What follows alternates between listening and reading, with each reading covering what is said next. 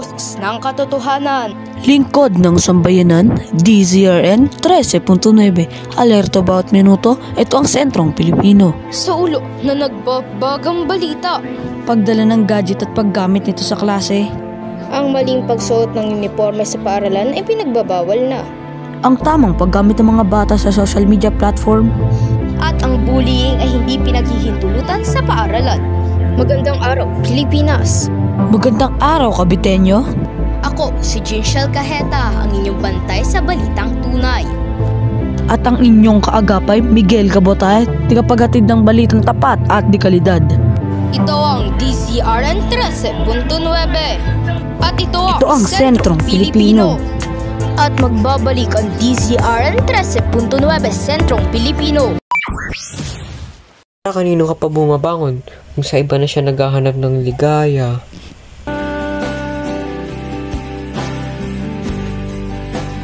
Hindi ka na matanaw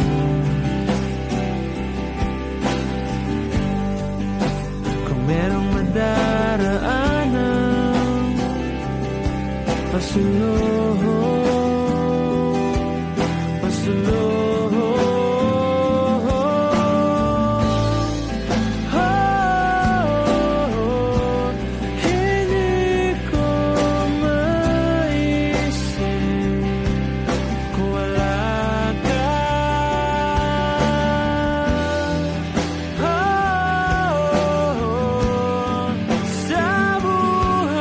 Ang kanta niyan hatid sa inyo ng Nescafe Classic.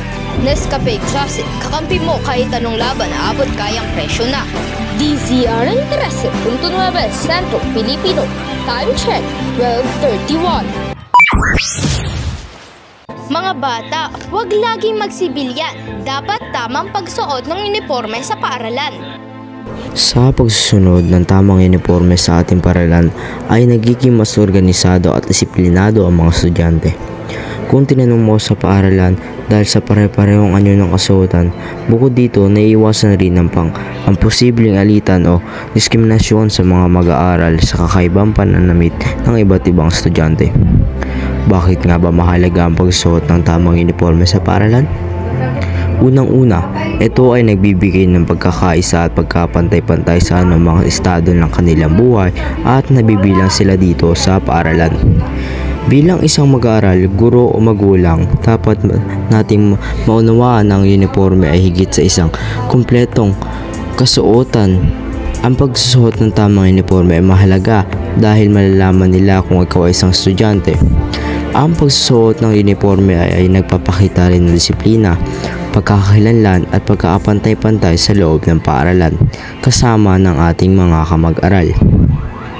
Ang paraan ng pagsusuot ng uniforme ay nakakabuti sa paaralan dahil layo nito makilala ang mga estudyante sa pamamagitan ng pagsusuot ng tamang uniforme. Makikilala nila agad na ito ay bahagi ng kanilang paaralan at para maiwasan na hindi taga dito na pumasok. Maaari natin sundin ang patakaran ng pamamaraan na pagsuot ng tamang uniforme upang maiwasan ang mga tagalabas. Mga maaaring maging resulta nito ay maiwasan ang mga tagalabas na magiging disiplinado. Ang mga mag-aaral sa gayoy parating magsuoting mag-uniforme pagpasok sa paaralan. Tulad ng mga pulis, sila ay tamang uniforme kung mahihikayat natin ang mga estudyante na magsuot ng uniforme. Ang kalalabasan nito ay magpapalakas nito ang disiplina ng mag-aaral, ang kausayan, isa din ang pagpapakita ng paggalang sa paaralan. Ako si John Luis L. Bongbin, ang sentro ng balitaan. Uli, magbabalik ang DZRN 13.9 Sentrong Pilipino. Kailan pwede kainin ang tuna? Edi, kapag luto na. Giling-giling, giling-giling, giling nyo na matunaw ang taba. Giling-giling. Ang kantang yan hatid sa inyo ng 555 Tuna. DZRN 13.9 Sentrong Pilipino. Time check, 12:51. Alam niyo ba ang bullying ay isa sa mga pahamak sa mga kabataan na nabubuli? Tara, alamin natin yan sa Balitaan Sentrong Pilipino. Ang bullying ay isa sa mga dahilan kung bakit mataas ang suicide rate sa isang bansa. Kadalasan itong nangyayari sa mga paaralan lalo na sa elementarya at sekundarya. May iba't ibang uri ng bullying tulad ng physical, verbal at cyber. Dahil dito, maraming biktima ang nawawalan ng kumpiyansa sa sarili, nagiging mahiyain at nahihiyang pumasok sa paaralan. Ang iba naman ay nagkakaroon ng mental health issues tulad ng depresyon at matinding stress. Sa matinding kaso, ang ilang kabataan ay napipilitang huminto sa pag-aaral dahil sa takot at pang-aapi. Ang pagsusumbong sa mga nakakatanda ay isa sa mga paraan upang maiwasan ang bullying. Dapat ay maging matapang na ipaalam sa guro o guidance counselor kung may nangyayaring pang-aapi. Sa ganitong paraan, mabibigyan ng tamang aksyon ang mga problema at matutulungan ang mga batang inaapi bago pa ito lumalak. Mahalaga rin na hindi natin ipakita ang takot sa mga nambubuli. Ang pagiging matapang at kumpiyansa sa sarili ay nakatutulong upang hindi tayo madaling maging target ng pang-aapi. Ang pagpapakita ng kabutihan at respeto sa kapwa ay isang epektibong paraan upang maiwasan ang bullying. Sa halip na mang-api, mas mabuting maging mabait sa iba, matutong makipagkaibigan at maging isang mabuting halimbawa sa kapwa. Dahil dito, mas nagiging mapayapa at masaya ang kapaligiran ng paaralan. Ang mga estudyante ay magkakaroon ng maraming kaibigan, magiging mas motivated sa pagpasok at mas magiging komportable sa paaralan. Kung patuloy na walang gagawa ng aksyon laban sa bullying, mas maraming kabataan makakaranas ng takot, lungkot at matinding trauma. Ang ilan ay mawawalan ng gana sa pag-aaral, hiwasan ang paaralan at posibleng makaranas ng matinding depresyon. Dapat tiyakin ng bawat paaralan na may mahigpit na pagbabantay ng mga guro at empleyado upang maiwasan ang pang-aapi at maprotektahan ang mental health ng mga mag-aaral. Ako si Kyle Isaiah Fantolgo, ang inyong sentrong balitaan. Muli, magbabalik ang DZRN 13.9 Sentrong Pilipino. This program is brought to you by Jabuli Spicy Chicken. Mas masarap pag may red flag. Road 4-0 para meron tayong space sa likod.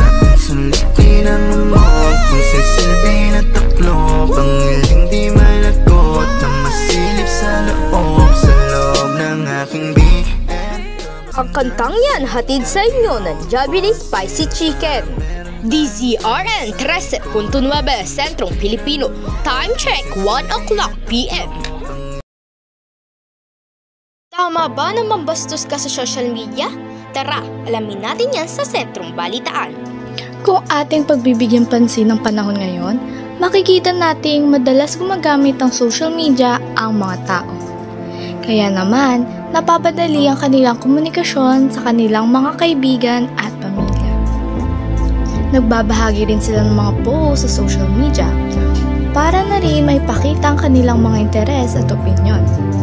Kung gagamit ka ng mga hashtags, mas malaki ang posibilidad na mas marami ang taong makakita ng iyong post. Kung gagamitin mo naman ang social media ng tama, lubos na ikaw'y makakuha ng mga bagong kaalaman at maipahayag o makakatulong ito sa iba.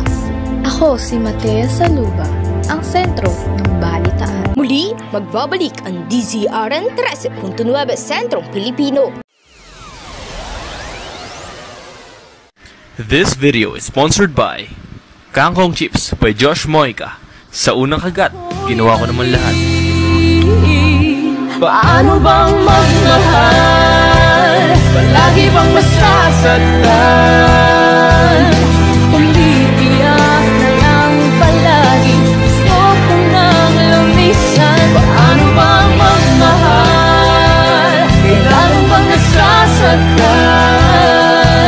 Lagi na lang di maaari, ngunit ayaw lumisan. Ang kantang yan hatid sa inyo ng Kangkong Chip by Josh Mojica.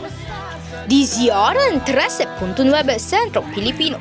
Time check 1:30 p.m. Mga kabataan dyan, huwag puro gadget. Dapat aral-aral rin. Pagbaba ng marka at pagkawala ng interes sa pag-aaral. Ito ay nakakawala ng interes sa pakikinig sa guro at pakikipag-ugnayan sa mga kaklase sa kadahilan ang oras na dapat sana ay ginagamit sa pag-aaral ay nasasayang sa paglalaro, pagtingin sa social media o pag-text. Kung mayroong mahalagang gawain o anunsyo na ipinagagawa ng inatasang guro sa klase na lumiban sa pansadaliang araw, sabay may ipinadalang mga tagubilin sa inyong pangkatang group chat, magiging makabuluhan ang paglabas ng gadget upang makita, maunawaan at maisagawa ang ipinapadala ng guro. Dahil rito, nakukuha ng mga estudyante ang mga tagubilin ng guro at nagagawa nila ang kanilang mga gawain ng maayos kahit na wala ang guro. Ang pagtatakda ng mga patakaran sa paggamit ng gadget sa klase, kasama ang posibilidad na makumpiska ang gadget kung hindi sumusunod sa mga patakaran. Dito ay makokontrol ang paggamit ng mga gadget sa klase na makatulong sa pagbawas ng distraction at pag-aaksaya ng oras. Mas maipo-focus ang mga estudyante sa mga aralin, kaya maaaring mas tumaas ang interes sa pakikinig sa guro at sa pakikipag-ugnayan sa mga kaklase. Dahil magiging limitado ang paggamit ng mga gadget. Ang posibilidad na makumpiska ang gadget ay nagsisilbing disiplina upang maiwasan ang pag-aabuso sa gadgets. Sa ganitong paraan, mas mapapabuti ang pag-aaral at siguradong mas tataas ang marka ng mga estudyante.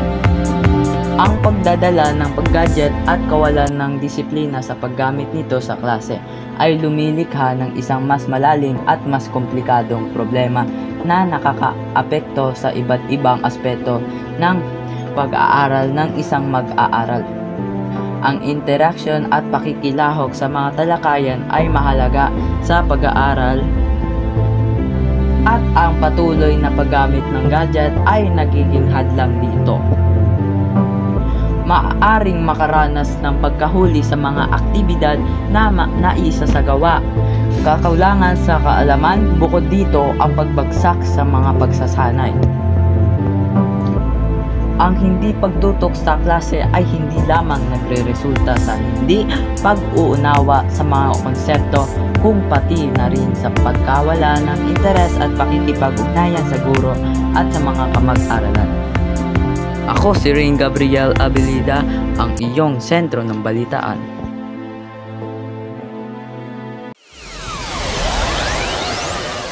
At ayan ang mga balitang hatid namin sa inyo. Para sa bayan, bawat balita ay tututukan. Muli, ako si Jinshel Cajeta. Ang inyong kaagapay, Miguel Cabotay. Para sa mga detalyadong balitaan, ito ang DZRN 13.9. Ito ang Sentrong Pilipino.